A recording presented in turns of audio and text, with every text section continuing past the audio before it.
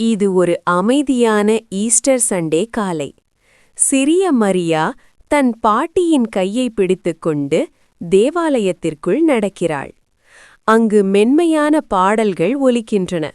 சாளரங்களிலிருந்து வரும் சூரிய ஒளி தரையில் அழகான நிறங்களை உருவாக்குகிறது.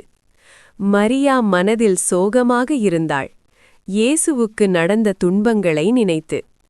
அப்போது ஆசாரியர் மெதுவாக சொல்கிறார், இன்று சோகத்தின் நாள் இல்லை, இது நம்பிக்கையின் நாள். இயேசு உயிர்த்தெழுந்தார். மரியா ஆச்சரியமாக கேட்கிறாள், அவர் உயிரோடா? பாட்டி சிரித்துக்கொண்டு சொல்கிறாள், ஆம் மகளே, எவ்வளவு இருள் இருந்தாலும் ஒளி மீண்டும் வரும்.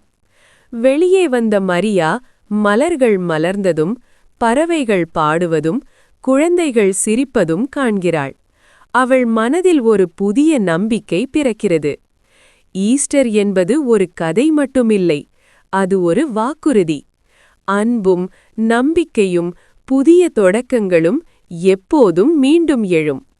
இது போன்ற தகவலுக்கு சேனலை லைக் செய்து சப்ஸ்கிரைப் செய்து கொள்ளுங்கள்.